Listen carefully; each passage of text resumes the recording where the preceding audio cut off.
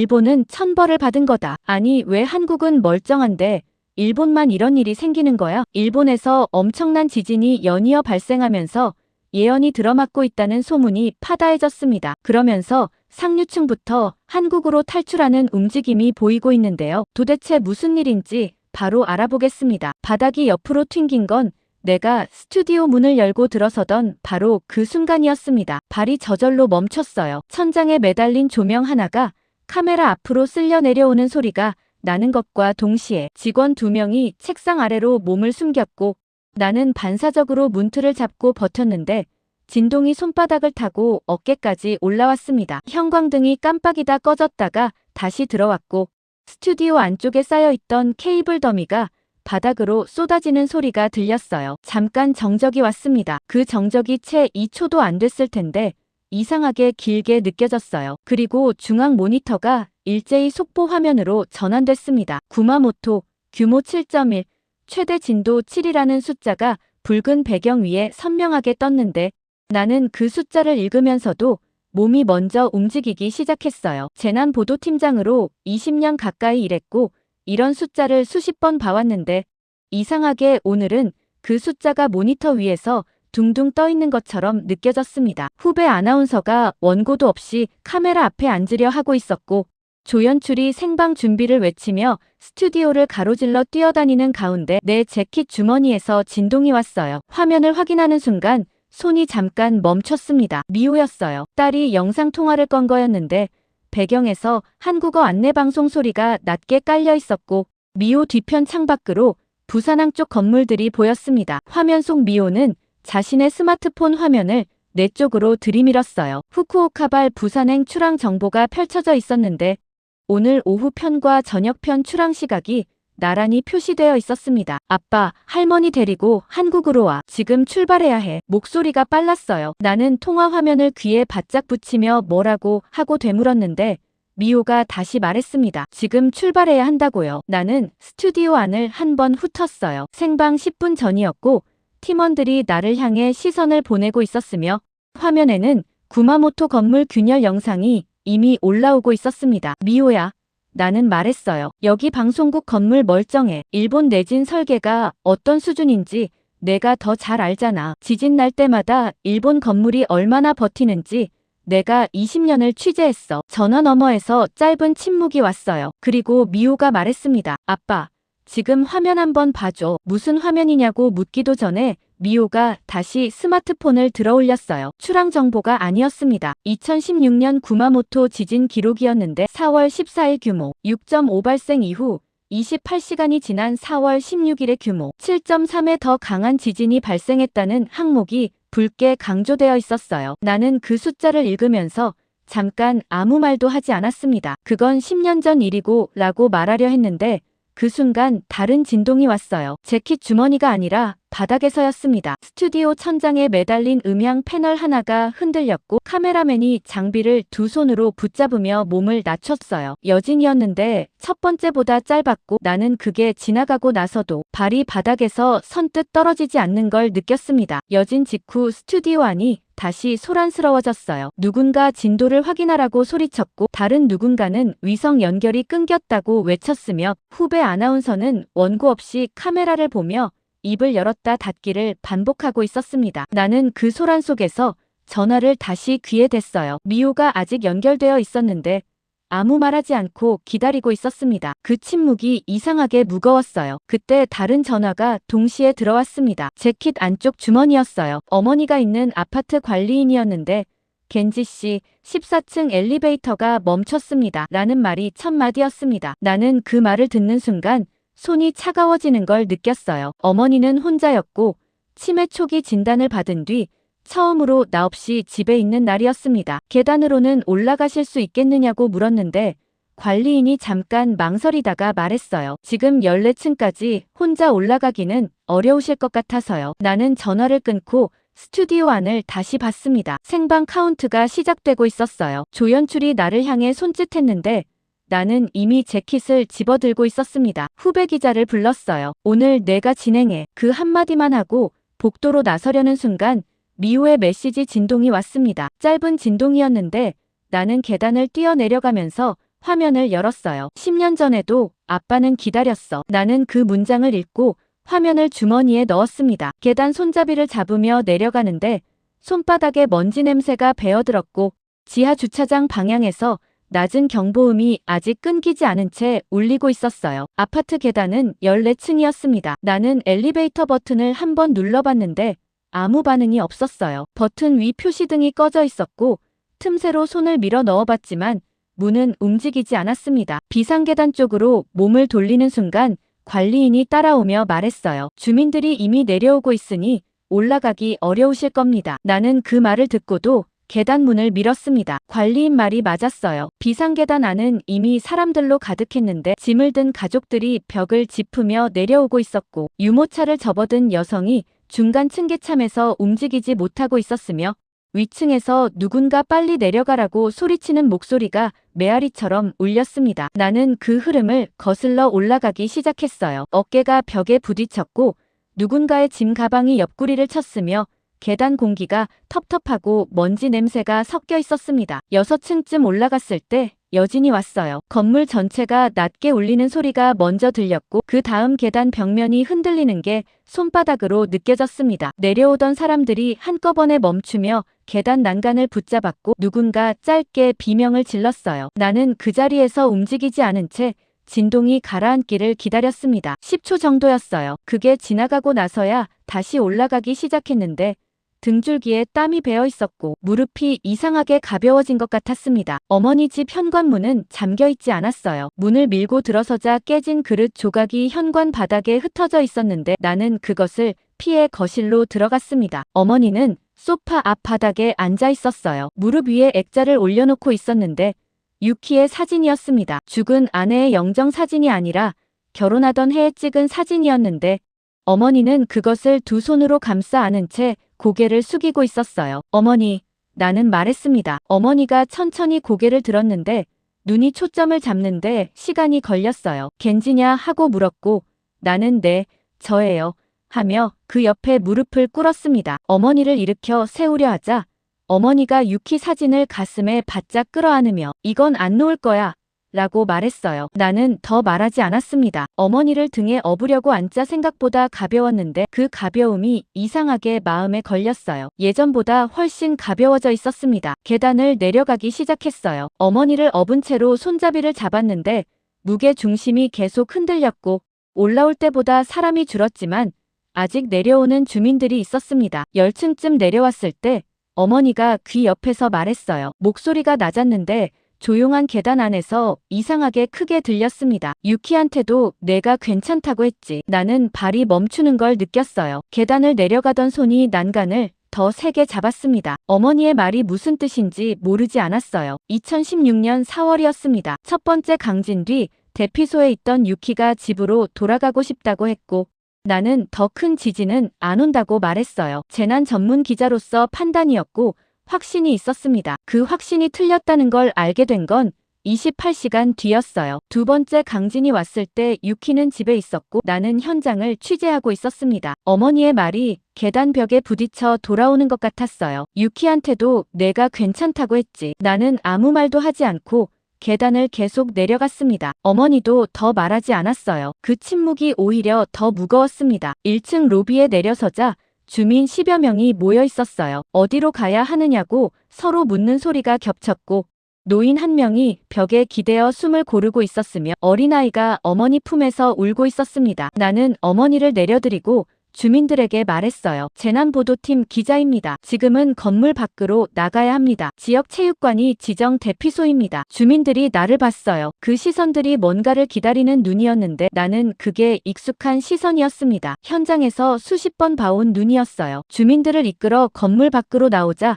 바깥 공기가 달랐습니다. 흙먼지와 콘크리트 냄새가 섞여 있었고 멀리서 사이렌 소리가 겹겹이 들렸어요. 어머니는 유키 사진을 여전히 가슴에 안고 있었습니다. 나는 어머니의 손을 잡고 걷기 시작했는데 그 순간 계단 벽에서 새로운 균열이 생기는 소리가 들렸어요. 낮고 짧은 소리였는데 건물 위쪽에서 났습니다. 나는 그 소리를 들으며 걸음을 빠르게 했어요. 어머니를 데리고 대피소로 가야 한다는 것만 생각했습니다. 한국행은 아직 생각하지 않았어요. 미호의 메시지가 주머니 안에 있었지만 나는 그 메시지를 다시 열지 않았습니다. 더 큰 지진은 안 올 거라는 말을 유키에게 했던 목소리가 머릿속에서 아직 지워지지 않고 있었는데 지금 이 순간만큼은 그 목소리를 외면할 수 있을 것 같았어요. 그런데 체육관 방향으로 꺾어 들어가는 골목 입구에서 어머니가 발을 멈췄습니다. 무릎이 안 좋아서 잠깐 쉬어야겠다고 했는데 나는 그 자리에서 어머니의 얼굴을 봤어요. 아까보다 안색이 창백했고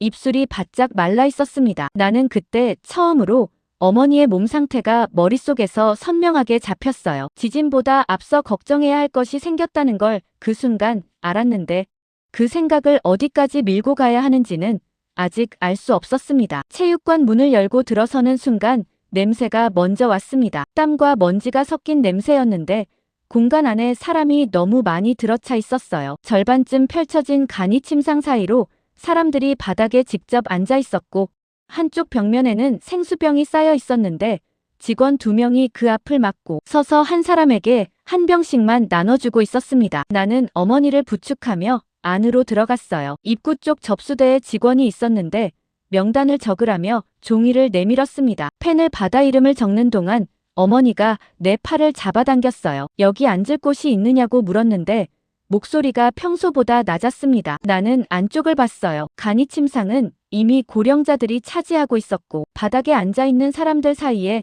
빈자리를 찾는 게 쉽지 않았습니다. 접수 직원에게 고령자 자리가 따로 있느냐고 물었더니 직원이 잠깐 다른 곳을 보다가 말했어요. 지금은 구분이 어렵습니다. 나는 어머니를 이끌어 벽 쪽 자리를 찾았습니다. 한 가족이 짐을 벽 쪽에 펼쳐놓고 있었는데 내가 다가가자 스스로 옆으로 비켜줬어요. 어머니를 앉히고 나서 체육관 안을 다시 훑었는데 화장실 앞으로 줄이 길게 늘어서 있었습니다. 노인들이 대부분이었는데 줄이 줄어들지 않았어요. 화장실이 2개뿐이었습니다. 어머니가 목이 마르다고 했어요. 나는 생수 배급줄 쪽으로 갔는데 20명 가까이 기다리고 있었습니다. 줄 끝에 서서 앞을 보는데 방송국에서 연락이 왔어요. 간부였습니다. 팀장님, 지금 어디 계십니까? 나는 대피소라고 했어요. 어머니 때문에 잠깐 나왔는데 곧 복귀하겠다고 했습니다. 전화 너머에서 짧은 침묵이 왔어요. 그리고 간부가 말했습니다. 지금 속보가 계속 나오고 있습니다. 팀장이 현장을 비우면 안 됩니다. 나는 알겠다고 했어요. 어머니를 맡길 수 있는 자원봉사자가 있으면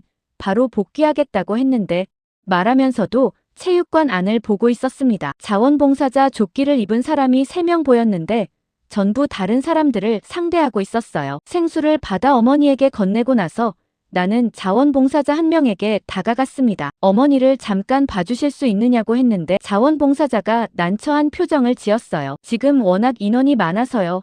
라고 말했고 나는 고령자고 치매 초기라고 했습니다. 자원봉사자가 다시 체육관 안을 훑었어요. 같은 상황인 분들이 10분은 넘습니다.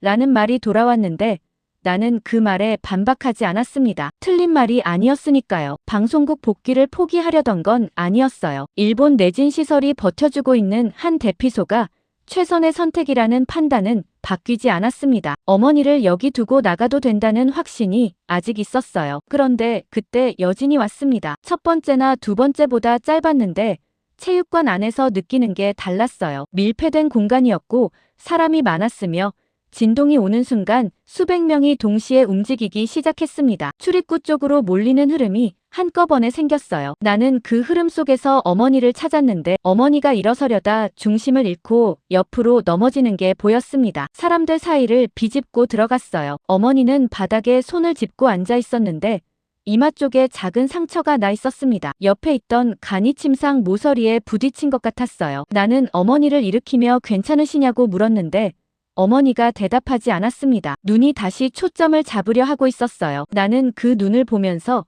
방송국에 복귀해야 한다는 생각이 머릿속에서 밀려나는 걸 느꼈습니다. 병원에 전화를 했어요. 인근 3곳에 차례로 걸었는데 첫 번째는 연결이 됐지만 응급환자 포화 상태라고 했습니다. 두 번째는 전화를 받지 않았어요. 세 번째는 연결은 됐는데 담당자가 지금 당장 수용은 어렵다고 했고 경미한 부상은 대피소 현장 처치를 이용해달라고 했습니다. 나는 전화를 끊고 어머니 이마의 상처를 들여다봤어요. 깊지 않았는데 나이가 있는 분이라 그냥 두면 안 될 것 같았습니다. 그때 주머니에서 진동이 왔어요. 미호였습니다. 전화가 아니라 메시지였는데 부산에 있는 일본인 긴급 체류자를 받는 의료기관 목록과 임시 숙소 주소가 길게 첨부되어 있었어요. 마지막에 한 줄이 더 있었습니다. 한국이 안전하다는 게 아니라 지금 아빠가 갈 수 있는 곳 중 하나라는 거야. 나는 그 메시지를 읽고 다시 어머니를 봤어요. 어머니는 유키 사진을 다시 가슴에 끌어안고 있었는데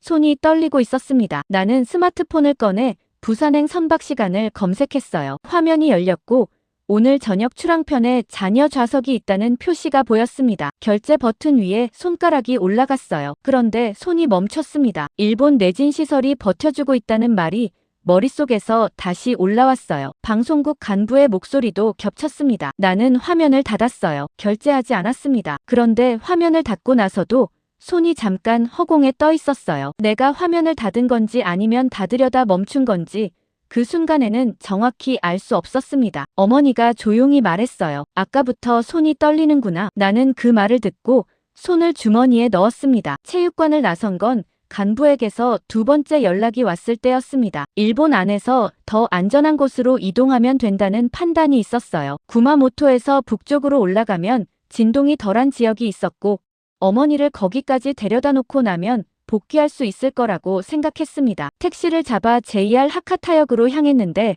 도로가 이상했어요. 평소 이 시간대에는 막히지 않는 구간인데 차가 줄지어 서 있었습니다. 라디오에서 선로 점검으로 신칸센 일부 구간이 운행을 중단했다는 안내가 흘러나왔어요. 나는 그 소리를 들으며 창밖을 봤는데 고속도로 진입로도 차량이 몰려 있었습니다. 택시 기사가 말했어요. 오늘은 어디로 가도 힘드실 것 같은데요. 나는 대답하지 않았어요. 어머니는 뒷좌석에서 유키 사진을 무릎 위에 올려놓고 창밖을 보고 있었습니다. 역 광장에 내리자 사람이 많았어요. 대합실 안으로 들어서니 안내판에 운행 중단 노선이 붉은 글씨로 표시되어 있었는데 북쪽 방향 열차가 전부 포함되어 있었습니다. 창구 앞에 줄이 길었어요. 나는 그 줄 끝에 서서 간부에게 전화를 했습니다. 열차가 막혔는데 다른 이동 방법을 알아보고 있다고 했어요. 간부의 목소리가 달라졌습니다. 팀장님, 지금 현장 기자들이 전부 나가 있는 상황입니다. 팀장이 없으면 중계 조율이 안 돼요. 나는 어머니를 안전한 곳에 맡기고 나서 복귀하겠다고 했는데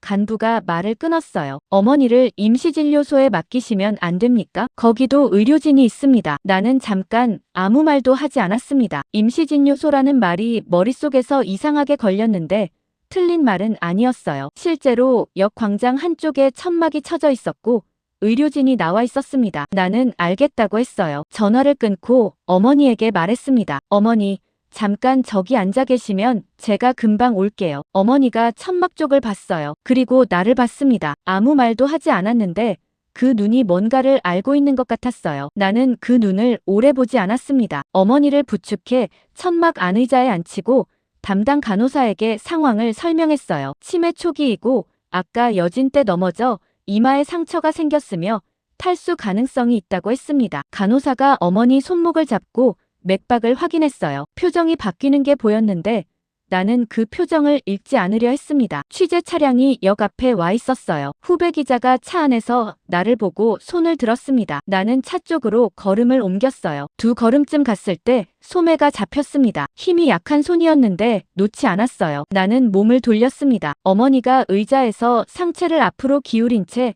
내 소매를 쥐고 있었어요. 유키 죽을 때도 넌 카메라 들고 있었지. 목소리가 낮았습니다. 체육관에서 계단에서 들렸던 것과 같은 목소리였는데 이번엔 달랐어요. 이번에도 기자부터 할 거냐? 나는 그 말을 듣고 발이 멈췄습니다. 소매를 잡은 손이 느껴졌어요. 가늘고 차가웠는데 놓지 않고 있었습니다. 간호사가 옆에서 말했어요. 저 말씀드려도 될까요? 나는 간호사를 봤습니다. 간호사가 목소리를 낮췄어요. 맥박이 불규칙합니다. 부정맥 가능성이 있고 탈수도 진행 중인 것 같아요. 지금 대피소 환경에서 장시간 계시면 위험할 수 있습니다. 나는 그 말을 들으며 어머니의 손을 봤어요. 소매를 잡고 있는 손이었는데 아까 체육관에서 유키 사진을 끌어안던 손이었고 계단을 내려올 때 내 등에 올려져 있던 손이었습니다. 가늘어진 게 이 며칠 사이에 더 확연하게 느껴졌어요. 취재 차량 쪽에서 후배가 창문을 내리고 이쪽을 보고 있었습니다. 나는 그쪽을 봤다가 다시 어머니를 봤어요. 간호사가 계속 말했습니다. 일본 내 다른 지역으로 이동하시려 해도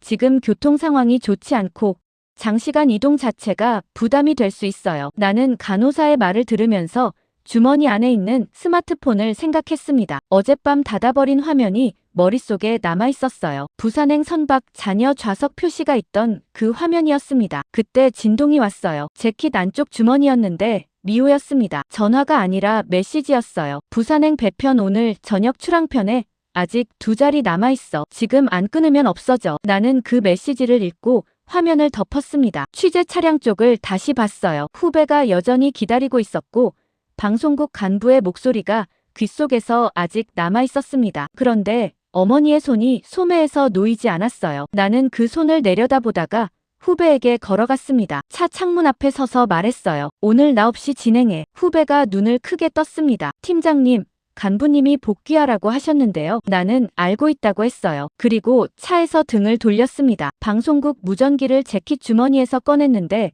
전원을 끄는데 손이 잠깐 머뭇거렸어요. 그래도 껐습니다. 어머니 옆으로 돌아가 앉으며 스마트폰을 꺼냈어요. 미호의 메시지를 다시 열었습니다. 항구로 차를 돌리기로 결정하는 데 걸린 시간이 얼마였는지 나중에는 기억이 나지 않았어요. 그런데 차를 잡으러 일어서는 순간 간호사가 말했습니다. 부산에 도착하시면 의료기관부터 가세요. 나는 그 말을 들으며 간호사가 이미 어느 쪽인지 알고 있었다는 걸 느꼈어요. 맥박을 확인하던 그 표정이 처음부터 뭔가를 말하려 하고 있었다는 것도 그제야 알았습니다. 후쿠오카항 대합실은 들어서기 전부터 소리가 달랐습니다. 유리문 너머로 사람 목소리가 겹겹이 쌓여 있었는데 문을 밀고 들어서자 열기가 한꺼번에 밀려왔어요. 에어컨이 가동되고 있었는데 사람이 너무 많아서 소용이 없었습니다. 대합실 바닥에는 짐 가방들이 놓여 있었고 그 사이로 가족 단위 무리들이 자리를 잡고 앉아 있었으며 창구 앞에는 줄이 서너 겹으로 엉켜 있었어요. 입구 쪽에 안내 직원이 서 있었는데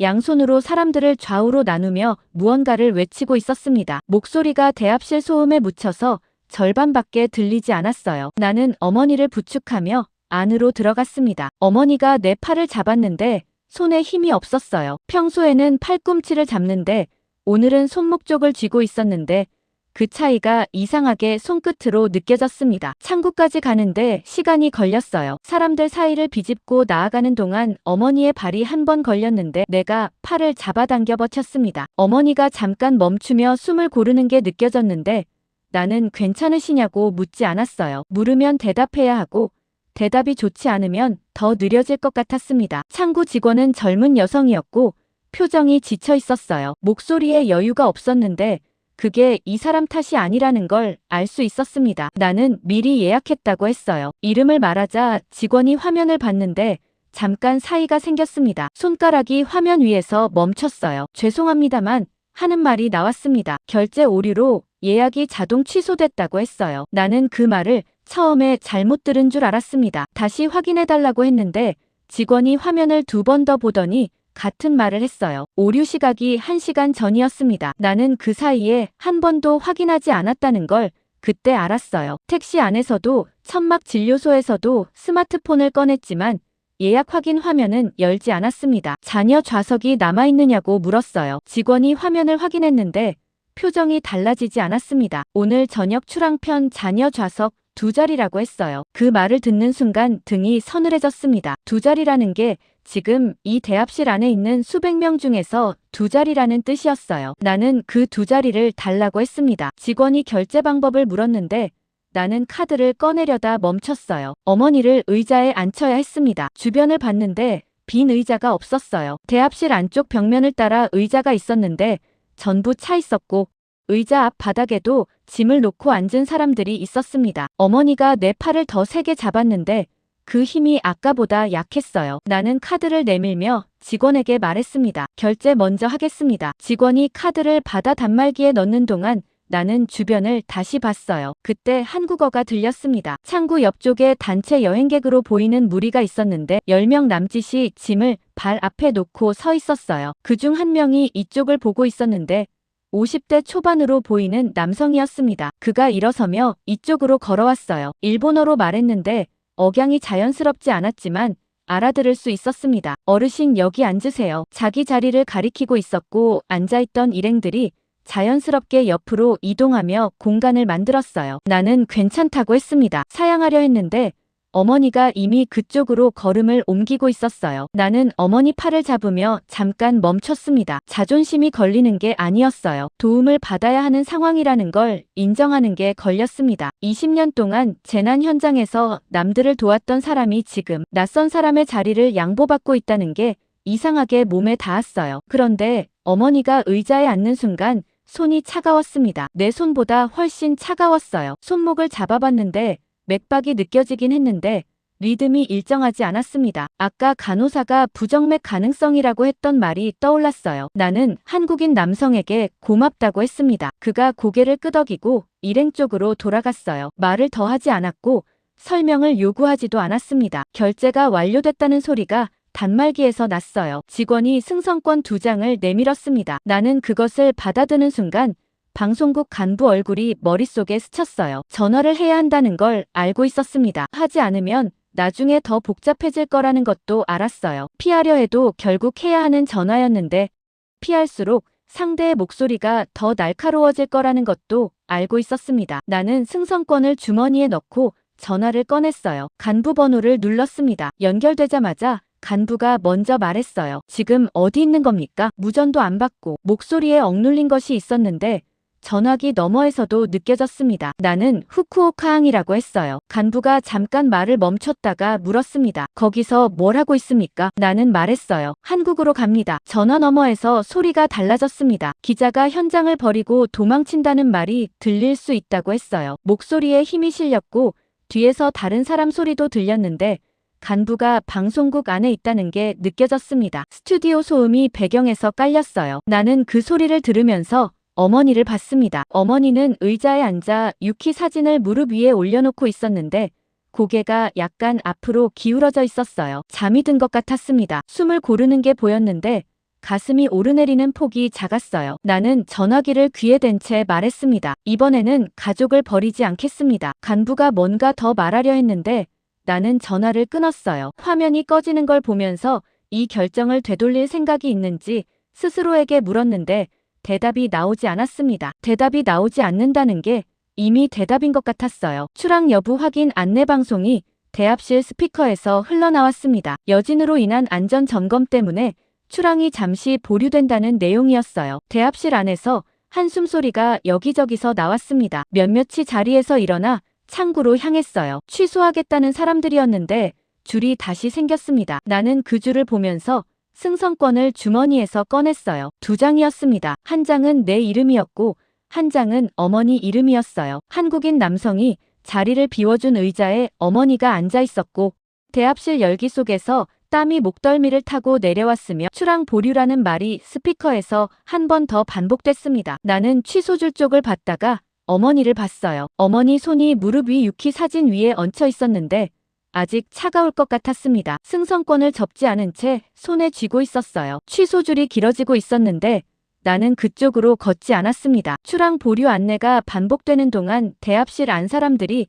조금씩 줄었습니다. 취소줄이 창구 앞에서 천천히 소화되고 있었는데 포기하고 돌아가는 사람들이 생기면서 바닥에 짐 가방들도 하나씩 사라졌어요. 나는 어머니 옆에 앉아 있었는데 의자가 딱딱했고 등받이가 짧아서 허리가 금방 불편해졌습니다. 그래도 일어서지 않았어요. 어머니가 잠든 것 같았는데 깨우고 싶지 않았습니다. 숨소리가 규칙적인지 확인하려고 옆에서 귀를 기울였는데 대합실 소음 때문에 잘 들리지 않았어요. 나는 어머니의 손목을 가만히 잡아봤습니다. 맥박이 느껴졌는데 아까보다 조금 안정된 것 같았어요. 그 감각을 확인하고 나서야 등받이에 기댔습니다. 그때 어머니의 가방이 의자 옆으로 기울어지며 쓰러졌어요. 짐이 쏟아질 것 같아서 손을 뻗었는데 가방 안에서 무언가 바닥으로 미끄러져 나왔습니다. 낡은 수첩이었어요. 표지가 달아있었는데 모서리가 둥글게 헤어진 걸 보니 오래된 것이었습니다. 나는 그것을 집어들었어요. 어머니 물건이라고 생각하며 가방 안에 다시 넣으려다가 표지 안쪽에 적힌 글씨를 봤습니다. 유키의 필체였어요. 나는 손이 멈췄습니다. 유키가 쓰던 글씨는 획이 가늘고 오른쪽으로 약간 기울어지는 버릇이 있었는데 그 버릇이 표지 안쪽 이름 옆에 그대로 있었어요. 어머니가 유키의 수첩을 가지고 있었다는 걸 나는 몰랐습니다. 잠깐 주변을 봤어요. 어머니는 아직 잠든 것 같았고 대합실 안은 여전히 소란스러웠으며 나는 수첩을 펼쳤습니다. 첫 장에 날짜가 적혀 있었어요. 2016년 4월이었습니다. 나는 그 날짜를 보는 순간 손에 힘이 들어갔는데 의식적으로 그런 게 아니었어요. 페이지를 넘겼습니다. 유키의 글씨로 그날의 기록이 적혀 있었는데 4월 14일 첫 지진이 왔을 때 대피소로 이동했다는 내용이 먼저 나왔어요. 다음 줄에 겐지가 집으로 돌아가자고 했다는 문장이 있었습니다. 더 큰 지진은 안 온다고 했다는 말이 그대로 적혀 있었어요. 나는 그 문장을 읽으며 페이지에서 눈을 떼려 했는데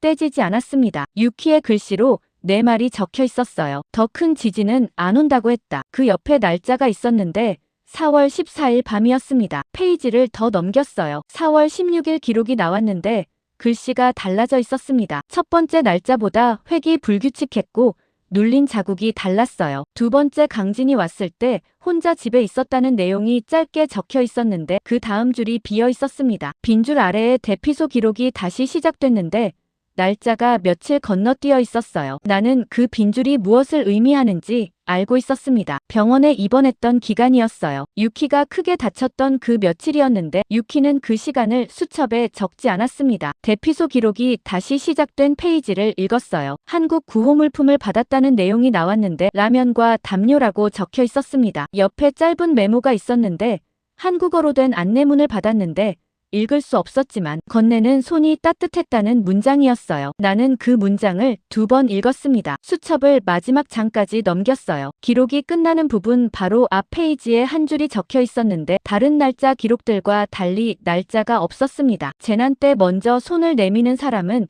꼭 같은 나라 사람인 것은 아니다. 유키의 글씨였어요. 나는 그 문장을 읽고 수첩을 덮으려다가 멈췄습니다. 덮지 못했어요. 그 문장이 언제 쓰인 건지 알 수 없었는데 날짜가 없다는 게 이 문장만큼은 특정한 날의 기록이 아니라는 뜻인 것 같았습니다. 생각해두고 있다가 쓴 것 같았어요. 그런데 유키가 이 수첩을 어머니에게 남긴 건지 아니면 어머니가 가져간 건지 그 자리에서는 알 수 없었습니다. 어느 쪽이든 어머니가 10년 동안 이것을 가지고 있었다는 사실이 이상하게 무겁게 느껴졌어요. 그때 항만 전체에 경보음이 울렸습니다. 스피커에서 나오는 소리였는데 대합실 안 사람들이 일제히 반응했어요. 여진 감지로 인한 안전점검이 추가로 필요하다는 안내가 나왔는데 한국행 선박 출항이 다시 보류된다는 말이 뒤따랐습니다. 대합실 안이 술렁였어요. 창구 앞으로 사람들이 다시 몰렸는데 아까보다 빠르게 취소줄이 생겼습니다. 옆에 있던 가족이 먼저 일어섰어요. 짐을 들고 출구 쪽으로 향하는 사람들이 늘었는데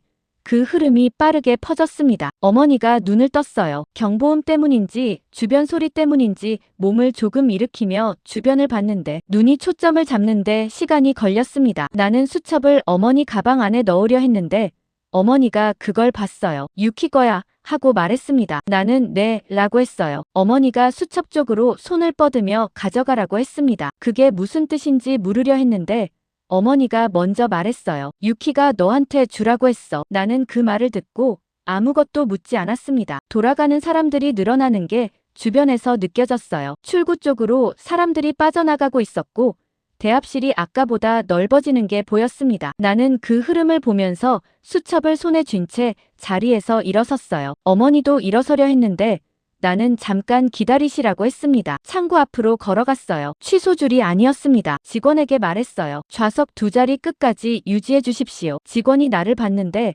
표정이 잠깐 달라졌다가 돌아왔습니다. 알겠다고 했어요. 나는 창구에서 돌아서며 스마트폰을 꺼냈습니다. 미호에게 메시지를 입력했어요. 기다려라. 이번엔 간다. 전송하고 나서 화면을 주머니에 넣었는데 손에 수첩이 아직 들려 있었습니다. 대합실 스피커에서 안전점검 중이라는 안내가 다시 흘러나왔고 돌아가는 사람들의 발소리가 출구 쪽에서 멀어지고 있었어요. 나는 어머니 쪽으로 걸어가면서 수첩 표지를 엄지손가락으로 짚었습니다. 재난 때 먼저 손을 내미는 사람은 꼭 같은 나라 사람인 것은 아니다.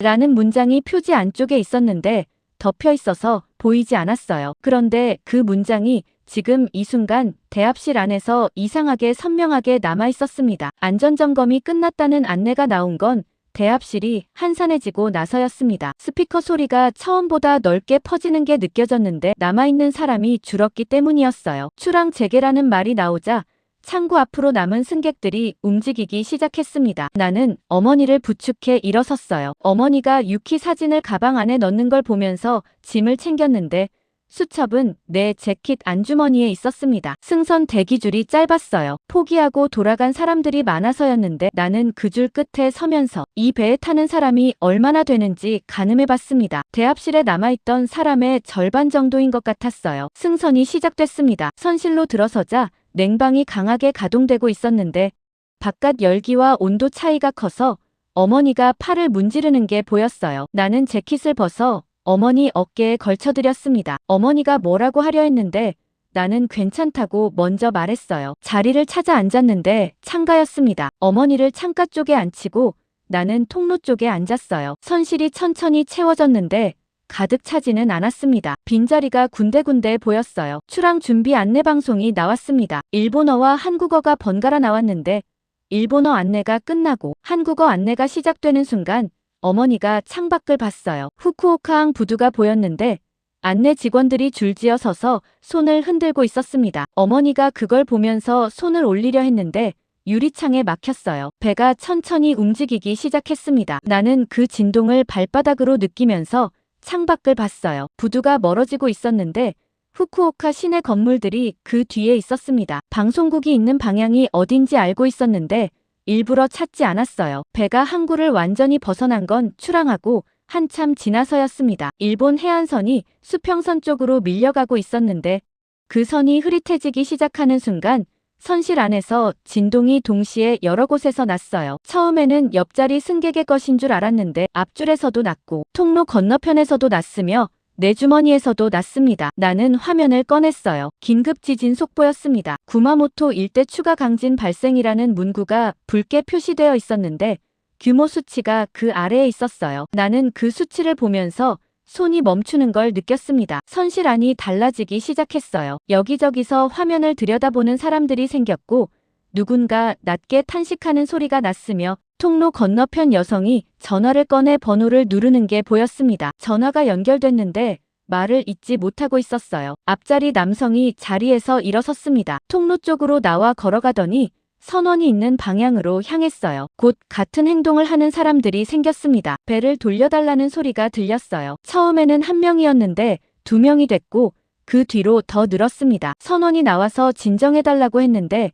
목소리가 소란에 묻혔어요. 어머니가 내 팔을 잡았습니다. 또 지진이냐고 물었어요. 나는 네 라고 했습니다. 일본에서 또 났다고 했어요. 어머니가 창밖을 봤는데 일본 해안선이 이미 수평선 너머로 사라지고 없었습니다. 어머니가 아무 말도 하지 않았어요. 나는 스마트폰으로 뉴스를 검색했습니다. 속보가 계속 올라오고 있었는데 추가 강진 이후 구마모토 일대 교통 통제가 확대됐다는 내용이 나왔어요. 도로 일부가 다시 통제됐고 신칸센 운행이 전면 중단됐으며 일부 지역 통신이 불안정하다는 내용이 이어졌습니다. 나는 그 기사를 읽으면서 지금 일본에 있었다면 어땠을지를 생각했어요. 대피소 체육관에 있었을 수도 있었고 열차를 기다리며 역 대합실에 있었을 수도 있었으며 취재 차량을 타고 이 속보를 향해 달리고 있었을 수도 있었습니다. 세 가지 모두 이 순간 입에 안보다 나쁜 상황이었어요. 그 사실을 인정하는 게 이상하게 마음에 걸렸습니다. 선실 앞쪽에서 소란이 계속됐어요. 배를 돌려달라는 요구가 커지고 있었는데 선원이 안내방송을 켰습니다. 현재 항로를 유지하는 것이 안전하다는 내용이었는데 일본으로 돌아갈 경우 항구 접안이 가능한지 확인이 필요하다는 말이 뒤따랐어요. 선실 안이 잠깐 조용해졌습니다. 나는 그 조용함이 납득이 아니라 막힌 것이라는 걸 느꼈어요. 돌아가고 싶은데 돌아갈 수 없다는 걸 이해하는 순간의 조용함이었습니다. 나는 방송국 동료들에게 메시지를 보내려다 멈췄어요. 뭐라고 써야 할지 몰랐습니다. 괜찮냐고 물어보는 게 지금 이 배 안에서 할 수 있는 전부였는데 그 질문이 너무 작게 느껴졌어요. 어머니가 말했습니다. 배가 흔들리는구나. 나는 창밖을 봤어요. 파도가 아까보다 높아져 있었는데 배가 좌우로 천천히 기울었다 돌아오기를 반복하고 있었습니다. 나는 어머니 손을 잡았어요. 손이 아까보다 따뜻해져 있었습니다. 그게 이상하게 안도가 됐는데 안도해도 되는 건지 확신이 서지 않았어요. 카메라를 꺼내야겠다는 생각이 들었다가 사라졌습니다. 가방 안에 카메라가 있었는데 손이 가방 쪽으로 가지 않았어요. 20년 동안 재난 현장에서 카메라를 먼저 켰는데 오늘은 켜지 않았습니다. 그게 옳은 건지 틀린 건지 그 순간에는 판단이 서지 않았어요. 스마트폰 화면에 미호의 영상통화 요청이 떴습니다. 나는 받았어요. 미호의 얼굴이 화면에 나왔는데 배경에서 사람 소리가 들렸습니다. 미호 뒤편에 사람들이 움직이고 있었는데 한국어와 일본어가 섞인 안내 소리가 들렸어요. 나는 미호 뒤를 봤습니다. 일본어로 된 안내판이 세워지고 있었는데 한국인들이 그것을 들고 위치를 맞추고 있었어요. 미호가 말했습니다. 아빠, 이제부터가 진짜 시작이야. 나는 그 말을 듣고 화면을 봤어요. 미호 뒤에서 일본어 안내판을 세우는 손들이 보였는데 그 손들이 어느 나라 사람의 것인지는 화면만으로는 알 수 없었습니다. 그런데 알 수 없다는 게 이상하게 중요하지 않게 느껴졌어요. 부산항이 보이기 시작한 건 가판 쪽에서 누군가 외치는 소리가 들렸을 때였습니다. 선실 안 사람들이 창 쪽으로 몸을 기울였는데 나는 어머니를 보고 있었어요. 어머니는 항로 내내 창밖을 보다가 부산항 불빛이 보이기 시작하자 눈을 감았습니다. 잠든 건지 눈을 감은 건지 알 수 없었는데 숨소리가 고른 것 같았어요. 나는 그 숨소리를 들으면서 짐을 챙기기 시작했습니다. 배가 접안하는 진동이 발바닥으로 전해졌어요. 낮고 둔한 진동이었는데 체육관 바닥에서 느꼈던 여진과는 달랐습니다. 어머니를 깨웠어요. 어머니가 눈을 뜨며 주변을 봤는데 시간이 걸렸습니다. 여기가 어디냐고 물었어요. 부산이에요 라고 했더니 어머니가 창밖을 봤습니다. 부두 조명이 창에 비치고 있었는데 어머니가 그 빛을 한동안 보다가 일어서려 했어요. 나는 어머니를 부축해 일어섰습니다. 선실 안 사람들이 통로로 나오기 시작했는데 좁았어요. 어머니를 앞에 세우고 뒤에서 짐을 들었는데 흐름이 느렸습니다. 통로가 막혔다가 풀렸다가를 반복했어요. 하선이 시작됐습니다. 입국장으로 들어서자 사람이 이미 많았어요. 우리보다 먼저 입항한 선박이 있었던 것 같았는데 심사대 앞에 줄이 여러 겹으로 서 있었습니다. 어머니가 내 팔을 잡았는데 걸음이 느려지는 게 느껴졌어요. 나는 속도를 맞췄습니다. 줄 끝에 서서 앞을 봤는데 심사대까지 거리가 상당했어요. 어머니가 허리를 약간 굽히며 짐을 들었는데 나는 그걸 받아들었습니다. 괜찮으시냐고 물었는데 어머니가 대답하지 않았어요. 시선이 앞을 향하고 있었는데 초점이 없었습니다. 나는 그 눈을 보면서 뭔가 이상하다는 걸 느꼈어요. 아까 선실에서 잠들기 전까지는 말을 하고 있었는데 지금은 달랐습니다. 말을 거는 것도 없었고 주변을 보는 것도 없었어요. 줄이 조금 줄었고 우리도 앞으로 이동했습니다. 그 순간 어머니가 가슴을 손으로 짚었어요. 나는 그 동작을 보는 순간 짐을 바닥에 내려놨습니다. 어머니 하고 불렀는데 어머니가 대답하지 않았어요. 눈이 감기고 있었는데 의식적으로 감는 게 아니었습니다. 몸이 옆으로 기울었어요. 나는 어머니를 붙잡았습니다. 두 팔로 안았는데 무게가 한꺼번에 실렸어요. 주변 사람들이 물러섰고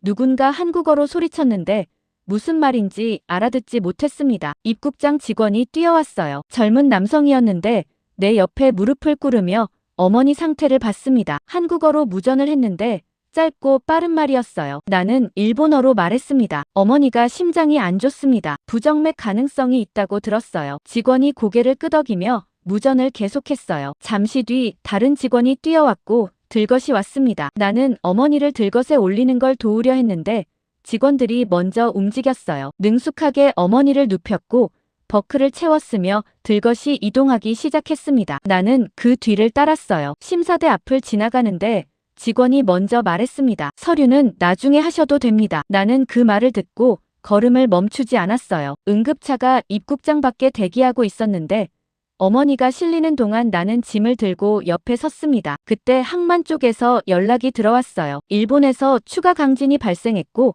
더 많은 선박이 부산으로 향하고 있다는 내용이었는데 직원들끼리 주고받는 말에서 들렸습니다. 항만 의료 공간이 포화될 수 있다는 말도 들렸어요. 나는 그 말을 들으면서 응급차 문을 봤습니다. 우리 때문에 한국에 부담이 가고 있다는 생각이 들었는데 담당자가 먼저 말했어요. 타세요. 빨리 가야 합니다. 목소리가 재촉하는 게 아니라 안심시키는 것이었습니다. 나는 차에 올랐어요. 응급차가 출발했는데 사이렌 소리가 부산항 바깥으로 퍼지는 게 창문 너머로 들렸습니다. 어머니는 눈을 감은 채였는데 산소 마스크가 씌워져 있었어요. 의료진이 혈압을 재고 맥박을 확인하는 동안 나는 어머니 손을 잡고 있었습니다. 손이 차가웠어요. 아까 선실에서 따뜻해졌다고 생각했는데 다시 차가워져 있었습니다. 병원에 도착해 어머니가 응급실로 들어간 뒤 나는 복도 의자에 앉았어요. 짐이 발 앞에 있었는데 내려놓은 기억이 없었습니다. 복도가 밝았는데 눈이 적응하는데 시간이 걸렸어요. 얼마나 지났는지 모르겠는데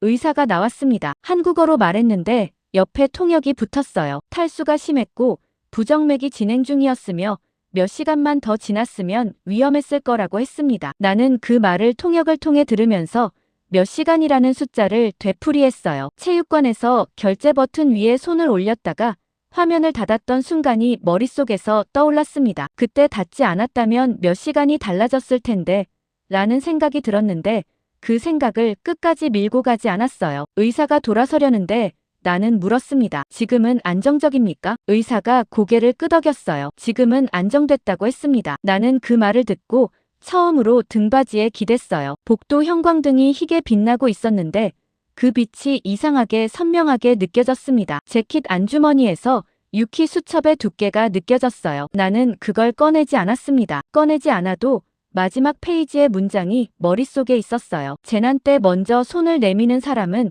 꼭 같은 나라 사람인 것은 아니다. 서류는 나중에 하셔도 된다고 했던 직원의 목소리가 그 문장 위에 겹쳤습니다. 어머니가 안정을 찾았다는 말을 들은 건 새벽이 깊어지고 나서였습니다. 병실에 들어가 보니 어머니는 수액을 맞으며 잠들어 있었는데 숨소리가 골았어요. 나는 침대 옆 의자에 앉아 한동안 그 숨소리를 들었습니다. 병실이 조용했는데 복도에서 간헐적으로 발소리가 들렸어요. 병원이 한산하지 않다는 게 느껴졌습니다. 어머니 손을 잡아봤는데 아까보다 따뜻해져 있었어요. 나는 그 온기를 손바닥으로 느끼면서 눈을 감으려 했는데 잠이 오지 않았습니다. 재킷 안주머니에서 유키 수첩의 두께가 느껴졌어요. 꺼내지 않았습니다. 미호가 병실 문을 열고 들어온 건 그로부터 얼마 지나지 않아서였어요. 조용히 들어왔는데 내가 깨어있는 걸 보고 어머니 쪽을 먼저 봤습니다. 그리고 나를 봤어요. 말을 하지 않았는데 눈빛으로 물어보는 게 느껴졌습니다. 나는 고개를 끄덕였어요. 미호가 의자를 가져와 내 옆에 앉았는데 오랫동안 아무 말도 하지 않았습니다. 그 침묵이 불편하지 않았어요. 날이 밝기 시작할 무렵 미호가 말했습니다. 임시지원센터에 같이 가볼 수 있어? 부산항 쪽이라고 했어요. 일본인 피난객 지원을 하고 있는데 일본어를 할 수 있는 사람이 필요하다고 했습니다. 나는 어머니를 봤어요. 어머니는 아직 자고 있었는데 숨소리가 여전히 골았습니다. 간호사에게 부탁하고 나오자 부산 아침 공기가 달랐어요. 후쿠오카와 습도가 달랐는데 바람이 항구 쪽에서 불어왔습니다. 미호차를 타고 부산항 임시지원센터에 도착했는데 건물 안으로 들어서기 전부터 소리가 들렸어요. 일본어와 한국어가 섞인 소리였는데 대합실이나 체육관에서 들었던 것과는 다른 종류의 소란이었습니다. 더 빠르고 더 촘촘한 소리였어요. 센터 안으로 들어서자 규모를 가늠하는데 시간이 걸렸습니다. 어젯밤보다 사람이 훨씬 많았어요. 부두 쪽 창문으로 보니 선박이 접안에 있었고 사람들이 내리고 있었습니다. 미호가 말했어요. 새벽에 후속 강진이 또 있었어. 규슈 쪽 항공이랑 철도가 다시 일부 멈췄대. 나는 그 말을 들으며 창밖 선박을 봤습니다. 사람들이 내리는 속도가 빠르지 않았는데 내리는 사람의 수가 많았어요. 짐을 든 가족들, 혼자인 노인들, 아이를 안은 여성들이 부두 위에 서 있었는데 전부 같은 방향을 보고 있었습니다. 센터 안쪽으로 들어오는 방향이었어요. 센터 안에서는 한국 담당자들이 움직이고 있었는데 표정이 바빴습니다. 통역 인력이 부족하다는 게 금방 보였어요. 창구마다 줄이 있었는데 한국어를 모르는 일본인들이 창구 앞에서 멈춰 서서 서로를 보고 있었습니다. 담당자가 한국어로 설명하면 일본인이 멈추고 담당자도 멈추는 장면이 여러 곳에서 동시에 벌어지고 있었어요. 나는 그 장면을 보면서 가방에서 카메라를 꺼내려다 멈췄습니다. 손이 가방 지퍼에서 떠났어요. 그때 한쪽 구석에서 소리가 높아졌습니다. 중년 여성이 창구 앞에서 일본어로 말하고 있었는데 목소리가 떨렸어요. 담당자가 한국어로 대응하고 있었는데 서로 말이 엇갈리고 있었습니다. 여성이 가방을 가슴에 끌어안으며 몸을 돌려 입구 쪽으로 걸어가기 시작했어요. 나는 그쪽으로 걸어갔습니다. 여성 옆에 나란히 서며 일본어로 말했어요. 어디 가시려고요? 여성이 나를 봤는데 눈이 붉었습니다. 일본에 아이가 있다고 했어요. 연락이 안 된다고 했는데 목소리가 끊겼습니다. 배를 타고 돌아가겠다고 했어요. 항구 안으로 들어가려 하는데 들어갈 수 없었다고 했습니다. 나는 잠깐 생각했어요. 지금 돌아가는 배가 있는지 알 수 없었는데 있다 하더라도 지금 이 상황에서 혼자 돌아가는 게 맞는지도 알 수 없었습니다. 담당자가 우리 쪽으로 왔어요. 젊은 여성이었는데 내가 일본어로 말하는 걸 들었는지 나를 봤습니다. 혹시 방송 쪽이시냐고 물었어요. 나는 후쿠오카 방송국이라고 했습니다. 담당자가 말했어요. 지금 사람들이 패닉 상태인데 상황을 설명해 줄 수 있는 사람이 없습니다. 혹시 도와주실 수 있습니까? 나는 잠깐 아무 말도 하지 않았어요. 20년 동안 마이크를 잡으면 카메라 앞이었습니다. 지금은 카메라가 없었어요. 담당자가 말을 이었습니다. 촬영보다 설명을 먼저 해주실 수 있습니까? 그 말이 이상하게 귓속에서 오래 걸렸어요. 촬영보다 설명을. 나는 가방을 미호에게 건넸습니다. 카메라가 들어있는 가방이었어요. 미호가 받으면서 나를 봤는데 아무 말도 하지 않았습니다. 담당자가 마이크를 건넸어요. 작은 휴대용 마이크였는데 손에 잡히는 감촉이 낯설었습니다. 형태가 달랐어요. 방송용이 아니었습니다. 나는 센터 안을 봤어요. 수백 명이 있었는데 각자 다른 방향을 보고 있었습니다. 나는 마이크를 잡고 일본어로 말하기 시작했어요. 목소리를 높였는데 첫 문장이 나오는 순간 센터 안이 조용해지는 게 느껴졌습니다. 여러분, 저는 후쿠오카 방송국에서 왔습니다. 지금 일본 교통 상황을 말씀드리겠습니다. 사람들이 나를 보기 시작했어요. 나는 뉴스에서 본 내용을 순서대로 말했습니다. 규슈 지역 현황, 항공과 철도 운행 상태, 부산에서 일본으로 연락하는 방법, 센터에서 받을 수 있는 지원 내용을 차례대로 설명했어요. 말하는 동안 센터 안 소리가 달라졌습니다. 아까보다 낮아졌어요. 아이 연락이 안 된다던 여성이 창구 앞으로 다시 돌아가는 게 보였습니다. 담당자가 그 옆에 서서 뭔가를 적어주고 있었어요. 설명이 끝나고 마이크를 내리는데 손이 약간 떨렸습니다. 20년 동안 카메라 앞에서 떨어본 적이 없었는데 지금은 달랐어요. 카메라가 없는 데서 떨었습니다. 미호가 옆에 와 있었어요. 가방을 돌려줬는데 나는 받지 않았습니다. 담당자에게 말했어요. 오늘 더 도울 수 있습니다. 담당자가 고개를 끄덕였는데 말보다 빠른 동작이었어요. 센터 창문으로 부두가 보였는데 또 다른 선박이 접안하고 있었습니다. 사람들이 내리기 시작했는데 그 수가 아까보다 많았어요. 나는 그 장면을 보면서 마이크를 아직 손에 쥐고 있다는 걸 알았습니다. 내려놓지 않았어요. 오후가 되자 센터 안 인원이 오전보다 2배 가까이 늘었습니다. 나는 그 숫자를 눈으로 가늠했는데 정확하지 않았어요. 사람이 계속 들어오고 있었고 나가는 사람은 적었으며 창구 앞줄이 줄어들지 않았습니다. 담당자들이 회의를 하고 있었는데 나는 그 옆에서 일본어 안내를 반복하고 있었어요. 같은 내용을 여러 번 말했는데 매번 듣는 사람이 달랐습니다. 그게 이상하게 지치지 않았어요. 회의 쪽에서 목소리가 높아지는 게 들렸는데 나는 안내를 멈추고 그쪽을 봤습니다. 담당자 셋이 테이블을 사이에 두고 서 있었는데 지도를 펼쳐놓고 있었어요. 인근 연수원과 체육관을 추가로 개방하는 문제였는데 의견이 갈리고 있었습니다. 한 담당자가 시설 점검이 먼저라고 했어요. 안전 확인이 안 된 시설에 사람을 넣으면 책임 문제가 생긴다고 했는데 목소리에 힘이 있었습니다. 다른 담당자가 차량 확보가 먼저라고 했어요. 시설이 열려도 사람을 옮길 버스가 없으면 소용없다고 했는데 지도 위를 손가락으로 짚으며 말했습니다. 세 번째 담당자는 아무 말 없이 창문 쪽을 보고 있었어요. 나는 그 사람이 책임자라는 걸 이름표를 보고 알았습니다. 회의가 길어졌어요. 나는 일본어 안내를 계속하면서도 귀가 그쪽으로 향해 있었습니다. 점검 기준이 어떻게 되느냐는 말이 나왔고 기준을 정하는 데만 시간이 걸린다는 말이 뒤따랐으며 그 사이에 창구 앞줄은 줄어들지 않았어요. 그때 센터 한쪽에서 소리가 났습니다. 냉방 설비 쪽이었는데 소리가 낮아지다가 멈췄어요. 천장에 에어컨 바람이 줄어드는 게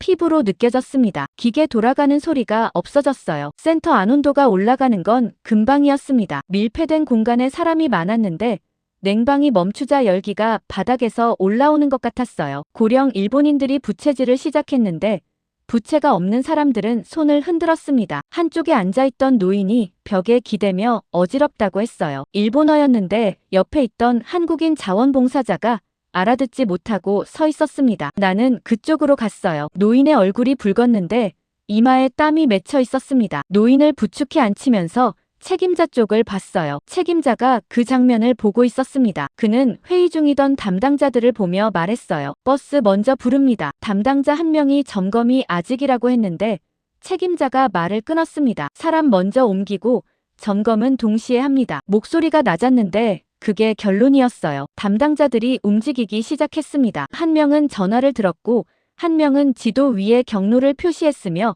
세 번째는 자원봉사자들을 불러 모았어요. 나는 그 장면을 보면서 회의가 끝나는데 걸린 시간이 얼마인지 생각했는데 냉방이 멈추고 나서 노인이 어지럽다고 할 때까지 3분도 안 된 것 같았습니다. 회의는 그보다 길었어요. 나는 책임자에게 다가갔습니다. 통역이 필요하면 버스 안에서도 할 수 있다고 했어요. 책임자가 나를 봤는데 잠깐 생각하는 것 같았습니다. 그리고 말했어요. 마지막 차량까지 인원 확인을 부탁드려도 됩니까? 나는 알겠다고 했습니다. 버스가 도착하기까지 시간이 걸렸어요. 그 사이에 대학생으로 보이는 자원봉사자들이 들어왔는데 스마트폰 번역 앱을 켜고 일본인들에게 다가갔습니다. 어색한 일본어로 말을 걸었는데 일본인들이 그 어색함에도 고개를 끄덕이는 게 보였어요. 나는 그 장면을 보면서 이상한 생각이 들었습니다. 번역 앱이 완벽하지 않아도 다가가는 사람이 있다는 게 완벽한 번역보다 먼저라는 생각이었어요. 생각을 말로 꺼내지는 않았습니다. 버스가 왔어요. 새 대였는데 센터 앞에 나란히 섰습니다. 책임자가 탑승 순서를 지시했는데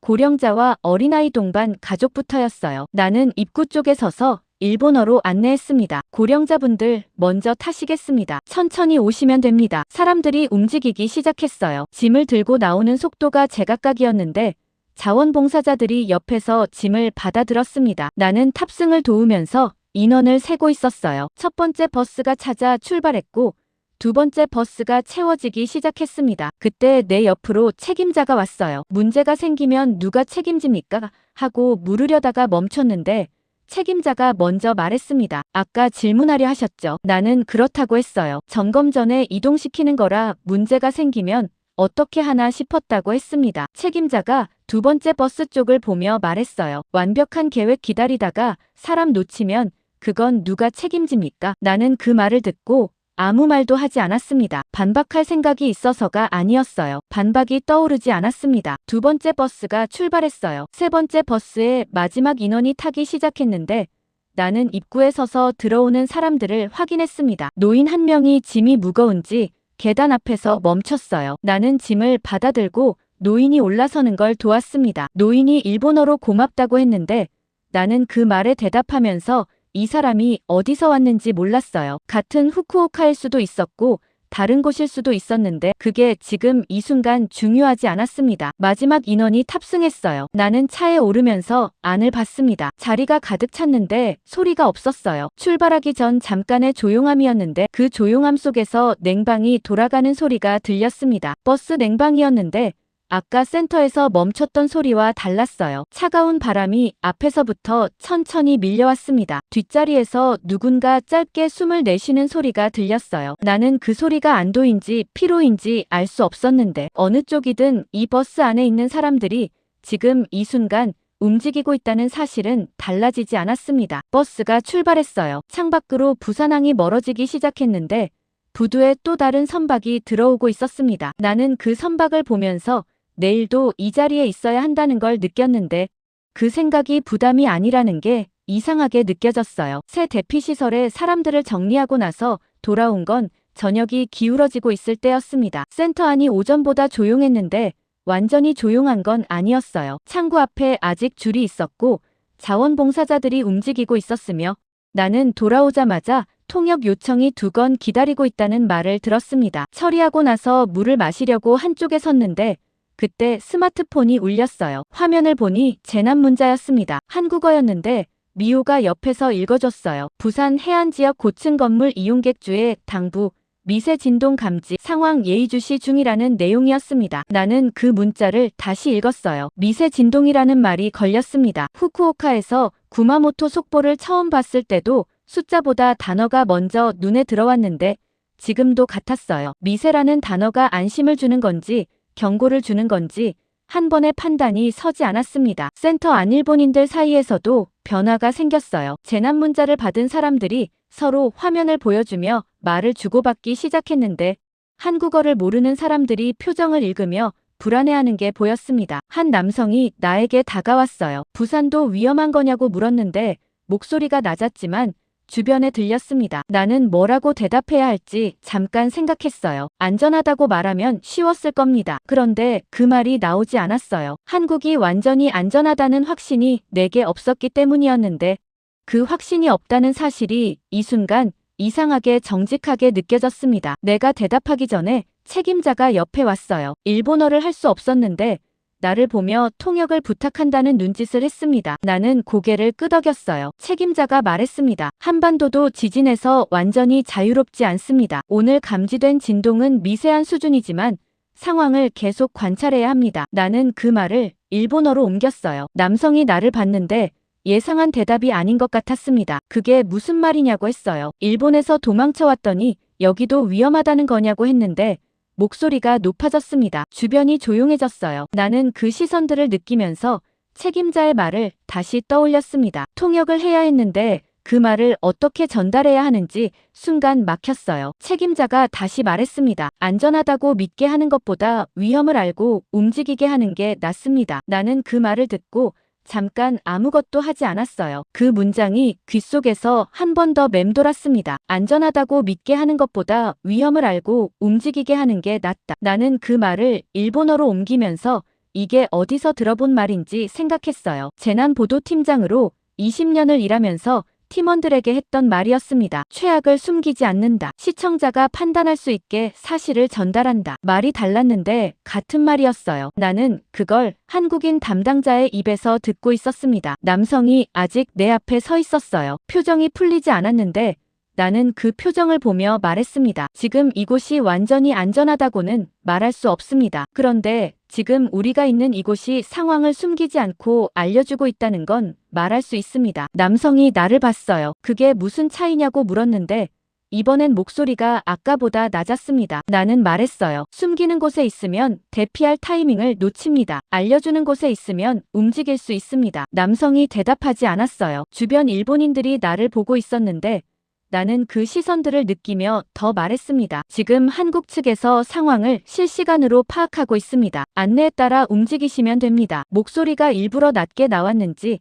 자연스럽게 낮아진 건지 알 수 없었어요. 어쨌든 낮았는데 그게 소란을 잠재우는데 도움이 됐는지 주변이 조금 조용해졌습니다. 책임자가 옆에서 추가 안내를 이어갔는데 나는 그것을 계속 일본어로 옮겼어요. 고층 건물 이용을 자제해달라는 내용, 재난 문자를 계속 확인해달라는 내용, 이상, 징후가 있으면 즉시 담당자에게 알려달라는 내용이었는데 숨기는 게 없었습니다. 나는 그 내용을 옮기면서 이게 일본이었다면 어떻게 발표했을까를 생각했어요. 다르지 않았을 거라는 생각이 들었는데 그게 왜 이 순간 낯설게 느껴지는지는 알 수 없었습니다. 안내가 끝난 뒤 남성이 다시 왔어요. 아까보다 표정이 달라져 있었는데 말을 오래 준비한 것 같았습니다. 일본에 있을 때 뉴스에서 항상 안심하라는 말을 들었다고 했어요. 진짜 상황을 알게 된 건 교통이 막히고 나서였다고 했는데 목소리가 작았습니다. 나는 그 말을 듣고 아무 말도 하지 않았어요. 대답이 없다는 게 대답인 것 같았습니다. 남성이 돌아서서 자리로 갔어요. 나는 그 뒷모습을 보면서 재킷 안주머니에서 유키 수첩의 두께를 느꼈습니다. 꺼내지 않았어요. 꺼내지 않아도 마지막 페이지 문장이 거기 있었습니다. 재난 때 먼저 손을 내미는 사람은 꼭 같은 나라 사람인 것은 아니다. 그 문장 옆에 지금 이 안내를 붙여놓으면 같은 말이 된다는 생각이 들었어요. 위험을 알고 움직이게 하는 것도 손을 내미는 방식이었습니다. 형태가 다를 뿐이었어요. 센터 창밖으로 부두의 불빛이 켜지기 시작했습니다. 저녁이 내려앉고 있었는데 부두 조명이 수면에 번지는 게 보였어요. 나는 그 빛을 보면서 미호에게 병원에 가봐야 한다고 했습니다. 어머니가 깨어있을 시간이었어요. 미호가 먼저 일어서며 가자고 했는데 담당자가 내일도 와줄 수 있느냐고 물었습니다. 나는 오겠다고 했어요. 대답이 나오는데 시간이 걸리지 않았는데 시간이 걸리지 않았다는 게 이상하게 오래 남았습니다. 센터 문을 나서는데 부산 밤 공기가 달랐어요. 항구 냄새가 섞여 있었는데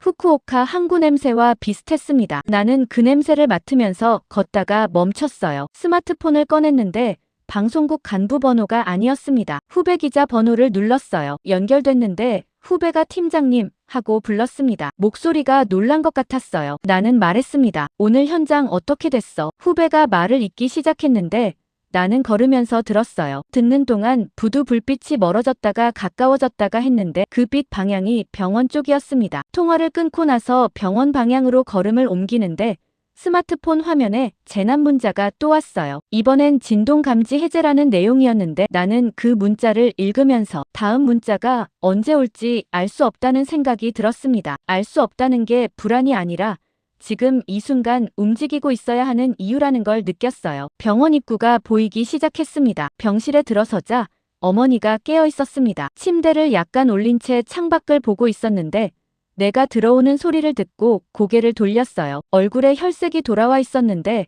어젯밤과 달랐습니다. 나는 의자를 당겨 앉으며 어머니 손을 잡았어요. 손이 따뜻했습니다. 어머니가 말했어요. 밖에 있었느냐고 했는데 목소리가 어제보다 컸습니다. 나는 네 라고 했어요. 부산항 쪽에서 일본 분들 돕고 있었다고 했습니다. 어머니가 고개를 끄덕였어요. 말을 더 하지 않았는데 그 고개 끄덕임이 뭔가를 알고 있는 것 같았습니다. 미호가 옆에 앉으며 병실 분위기가 조금 풀렸어요. 세 사람이 한 공간에 있는 게 오랜만이었는데 그 오랜만이 얼마나 되는지 그 순간 정확히 떠오르지 않았습니다. 어머니가 잠들고 나서 나는 복도로 나왔어요. 스마트폰을 꺼내 방송국 관련 알림을 확인했는데 메시지가 여러 개 쌓여 있었습니다. 간부 메시지가 있었고 동료들 메시지가 있었는데 나는 그것들을 읽기 전에 다른 것을 먼저 열었어요. 방송국 아카이브 접속이었습니다. 재난보도팀장 권한으로 과거 방송 자료를 열 수 있었는데 검색창에 구마모토를 치고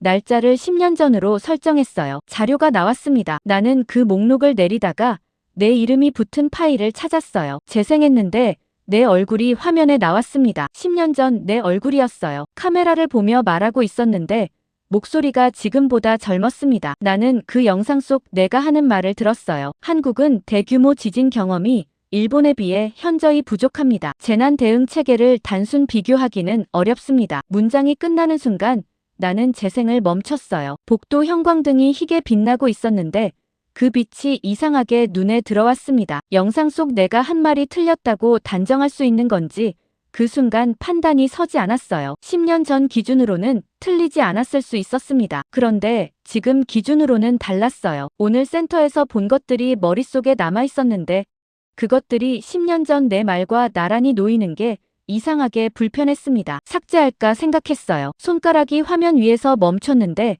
삭제 버튼을 누르지 않았습니다. 미호가 복도로 나왔어요. 내 옆에 서서 스마트폰 화면을 봤는데 영상이 멈춰 있었습니다. 10년 전 내 얼굴이 화면에 있었어요. 미호가 말했습니다. 그때 틀렸던 게 아니라 한국이 영원히 그대로일 거라고 생각한 게 틀린 거야. 나는 그 말을 듣고 화면을 봤어요. 미호가 맞았는데 그 맞음이 쉽게 받아들여지지 않았습니다. 10년 동안 그 판단을 한 번도 다시 꺼내보지 않았다는 게 더 불편했어요. 틀린 것보다 다시 보지 않은 것이 더 걸렸습니다. 병실로 돌아가지 않고 나는 방송국에 전화를 했어요. 간부였습니다. 연결되자마자 간부가 말했어요. 복귀 언제 합니까? 목소리가 평온한 척했는데 그 평온함 아래 뭔가 쌓인 게 느껴졌습니다. 나는 말했어요. 영상 하나 보내겠습니다. 간부가 무슨 영상이냐고 물었는데 나는 설명하지 않았어요. 전화를 끊고 아카이브에서 10년 전 영상을 내려받았습니다. 그리고 오늘 센터에서 찍은 영상을 열었어요. 미호가 카메라 가방을 돌려줬을 때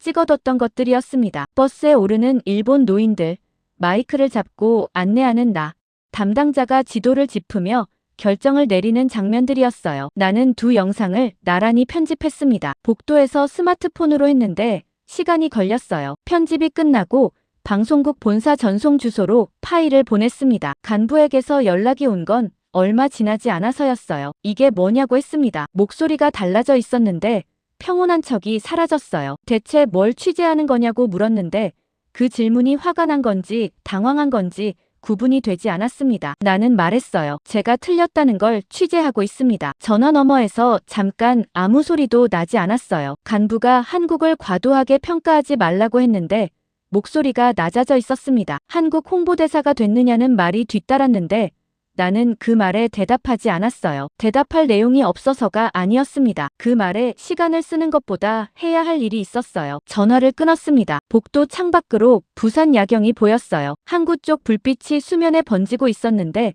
후쿠오카 야경과 다르지 않았습니다. 불빛의 모양이 비슷했어요. 나는 그 빛을 보면서 10년 전 영상 속 내가 한 말을 다시 떠올렸는데 그 말을 지금 공개하기로 결정하는데 시간이 걸리지 않았습니다. 숨기는 것보다 알려주는 것이 낫다고 오늘 내가 일본인들에게 한 말이었는데 그 말이 지금 나에게도 적용됐어요. 간부에게 다시 메시지를 보냈습니다. 10년 전 영상도 함께 송출해달라고 했어요. 편집본이 아니라 원본 전체를 달라는 내용이었는데 메시지를 보내고 나서 잠깐 화면을 봤습니다. 답장이 오지 않았어요. 나는 스마트폰을 주머니에 넣고 병실 문을 열었습니다. 어머니가 자고 있었는데 숨소리가 골았어요. 미호가 의자에 앉아 스마트폰을 보고 있었는데 내가 들어오는 걸 보고 물었습니다. 보냈어? 나는 고개를 끄덕였어요. 미호가 화면을 내밀었는데 일본 포털 실시간 검색어 화면이었습니다. 부산이라는 단어가 올라와 있었어요. 나는 그 화면을 보면서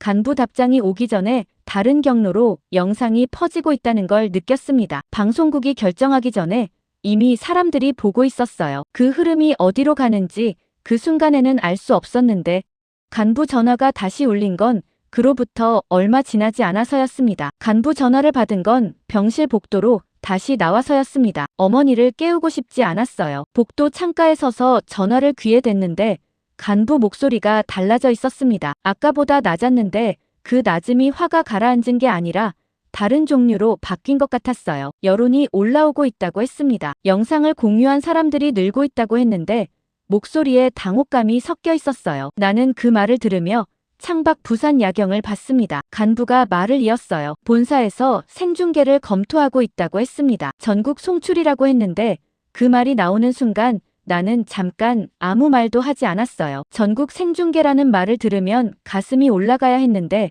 그 감각이 오지 않았습니다. 대신 다른 감각이 왔어요. 무엇을 말해야 하는지가 먼저 떠올랐습니다. 숨기지 않겠다는 것, 10년 전 영상을 직접 공개하겠다는 것이었는데 그것을 전국 생중계에서 한다는 게 무슨 의미인지 생각하는데 시간이 걸렸어요. 간부가 조건을 말했습니다. 한국을 과도하게 평가하는 방향은 곤란하다고 했어요. 균형 있는 시각이 필요하다고 했는데 균형이라는 단어가 이상하게 걸렸습니다. 내가 오늘 본 것들이 과도한 평가인지 균형 잡힌 시각인지를 누가 결정하는 건지 그 순간 물어보고 싶었는데 묻지 않았어요. 알겠다고 했습니다. 전화를 끊었는데 알겠다는 말이 동의인지 확인인지 나도 몰랐어요. 생중계는 다음 날 오전이었습니다. 나는 그날 밤 병실 옆 보호자 공간에서 준비를 했어요. 방송국에서 준비한 원고가 메일로 왔는데 열어보고 덮었습니다. 내용이 나쁜 게 아니었어요. 그런데 그 원고 안에 오늘 내가 센터에서 본 것들이 없었습니다. 버스에 오르던 노인이 없었고 마이크를 건네던 담당자가 없었으며 위험을 숨기지 않겠다던 책임자의 말이 없었어요. 균형 잡힌 원고였는데 그 균형이 오늘의 현실과 맞지 않았습니다. 나는 원고를 닫고 다른 파일을 열었어요. 빈 문서였습니다. 거기에 오늘 있었던 일을 순서대로 적기 시작했어요. 생중계가 시작된 건 오전이었습니다. 부산항 임시지원센터 앞에 중계차가 와 있었는데 나는 그 앞에 섰어요. 이어폰을 끼자 도쿄 스튜디오 소리가 들렸는데 앵커 목소리가 선명했습니다. 생중계 전 짧은 브리핑이 있었는데 간부가 이어폰으로 말했어요. 원고 기준으로 진행해달라고 했습니다. 목소리가 낮았는데 그게 부탁인지 지시인지 구분이 되지 않았어요. 나는 대답하지 않았습니다. 카메라 불빛이 켜졌어요. 앵커가 말했습니다. 현재 부산에서 일본인 피난객들을 직접 만나고 계신 사토 기자. 현장 상황을 전해주시죠. 나는 카메라를 보며 말을 시작했어요. 부산항 임시지원센터에는 현재 규슈 일대에서 온 일본인 피난객들이 머물고 있습니다. 라고 했는데 목소리가 안정적으로 나왔습니다. 문장 2개를 더했어요. 그런데 세 번째 문장에서 손에 들고 있던 원고를 내렸습니다. 의식적으로 내린 게 아니었는데 손이 먼저 움직였어요. 앵커가 질문을 했습니다. 일본보다 지진 경험이 적은 한국으로 국민들에게 피난하라고 권하는 것이냐는 내용이었는데 직설적인 질문이었어요. 이어폰에서 간부 목소리가 들렸습니다. 원고에 있는 답변을 하라는 말이었는데 짧고 빠른 말이었어요. 나는 이어폰을 귀에서 빼지 않았습니다. 그런데 원고를 보지 않았어요. 카메라를 봤습니다. 2016년 4월이었습니다. 라고 말했어요. 첫 강진 뒤 아내에게 더 큰 지진은 안 온다고 했습니다. 라고 했습니다. 28시간 뒤 두 번째 강진이 왔고 아내는 혼자 집에 있었습니다. 라고 했어요. 스튜디오가 조용해지는 게 이어폰을 통해 느껴졌습니다. 나는 계속 말했어요. 이번에는 한국으로 가겠다는 딸의 말을 처음에 거절했습니다. 라고 했습니다. 어머니가 쓰러지기 전까지 거절했습니다. 라고 했어요. 지금 어머니는 부산 병원에서 치료받고 있습니다. 라고 했는데 그 문장이 끝나는 순간 카메라 너머가 어떤 표정인지 알 수 없었습니다. 앵커가 잠깐 말을 잇지 못했어요. 그리고 다시 질문했습니다. 한국으로 도망치라는 말입니까? 라고 했는데 목소리가 아까보다 조심스러워져 있었어요. 나는 카메라를 보며 말했습니다. 아닙니다. 저는 일본 국민에게 한국을 한번 보라고 말하는 겁니다. 그 말을 하면서 센터 입구 쪽을 봤어요. 담당자가 문 앞에 서 있었는데 중계를 보고 있었는지 나를 보고 있었습니다. 나는 카메라로 시선을 돌리며 말을 이었어요. 여기서 본 것들은 시설이 아니었습니다. 라고 했습니다. 완벽한 계획이 아니었습니다. 라고 했어요. 사람이 먼저였습니다. 라고 했는데 그 말이 끝나는 순간 이어폰에서 간부 목소리가 사라졌습니다. 끄는 건지 할 말이 없어진 건지 알 수 없었어요. 생중계가 끝난 건 그로부터 얼마 지나지 않아서였습니다. 중계차 옆에 서 있는데 스마트폰 진동이 멈추지 않았어요. 동료들 메시지였는데 읽지 않았습니다. 간부 메시지가 있었는데 그것도 열지 않았어요. 나는 스마트폰을 주머니에 넣고 병원 방향으로 걷기 시작했습니다. 어머니에게 가장 먼저 전화를 해야 한다는 생각이 들었는데 전화보다 직접 가는 게 낫다고 느꼈어요. 병원 입구가 보이기 시작했을 때 미호에게서 메시지가 왔습니다. 짧은 메시지였는데 일본 포털 캡처 화면이 첨부되어 있었어요. 나는 걸으면서 그 화면을 봤습니다. 실시간 반응이었는데 한 문장이 반복되고 있었어요. 왜 가장 가까운 이웃을 우리는 몰랐나?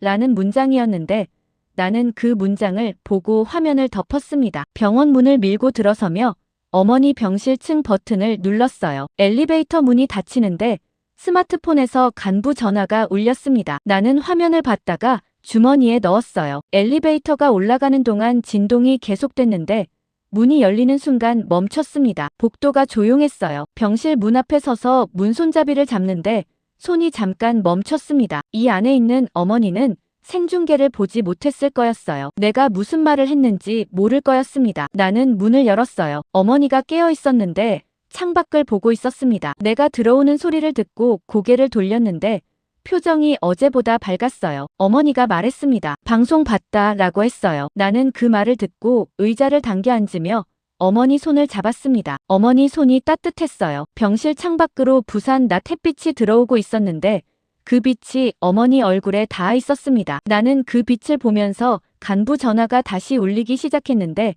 이번엔 진동을 느끼지 못했어요. 여진이 완전히 잦아들었다는 뉴스가 나온 건 며칠이 지나서였습니다. 규슈 지역 교통망이 단계적으로 복구되고 있다는 소식이 뒤따랐는데 나는 그 뉴스를 병실에서 어머니와 함께 봤어요. 어머니가 화면을 보다가 말했습니다. 이제 가도 되겠구나 라고 했는데 목소리에 서두르는 게 없었어요. 나는 그 말을 들으며 창밖을 봤습니다. 부산 하늘이 맑았어요. 퇴원 수속을 밟는 날 담당 의사가 마지막으로 어머니 상태를 확인했습니다. 부정맥은 안정됐고 탈수 수치가 정상으로 돌아왔다고 했어요. 이 정도면 귀국하셔도 됩니다.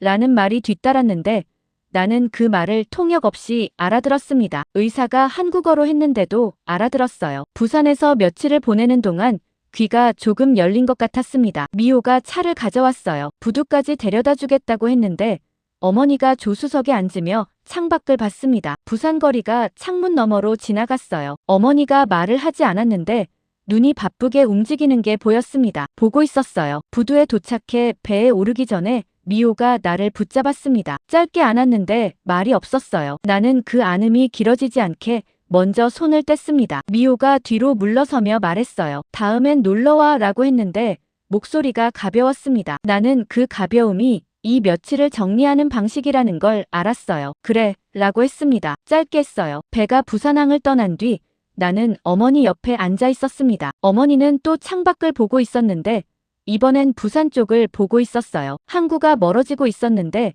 어머니가 그 방향에서 시선을 떼지 않았습니다. 나는 어머니가 무엇을 보는지 물어보지 않았어요. 선실이 조용했습니다. 올 때와 달리 사람이 많지 않았어요. 일본으로 돌아가는 사람들이었는데 각자 조용히 앉아 있었습니다. 공통적으로 피로한 얼굴이었는데 그 피로가 나쁜 것만은 아닌 것 같았어요. 후쿠오카항에 도착해 입국장을 나오자 공기가 달랐습니다. 냄새가 달랐어요. 같은 항구 냄새인데 다른 것이 섞여 있었는데 집이라는 게 냄새로도 느껴진다는 걸 그 순간 알았습니다. 어머니가 깊게 숨을 들이쉬었어요. 나는 그 옆에 서서 짐을 들었습니다. 추모공원에 간 건 짐을 내려놓고 나서였어요. 어머니가 먼저 가자고 했는데 나는 그 말이 나오기 전부터 가야 한다는 걸 알고 있었습니다. 추모공원은 조용했어요. 평일 오후였는데 사람이 많지 않았습니다. 유키가 있는 곳까지 걸어가는 동안 어머니가 앞에 섰어요. 발이 느렸는데 멈추지 않았습니다. 유키 앞에 서자 어머니가 먼저 꽃을 놓았어요. 가방에서 꺼낸 것이었는데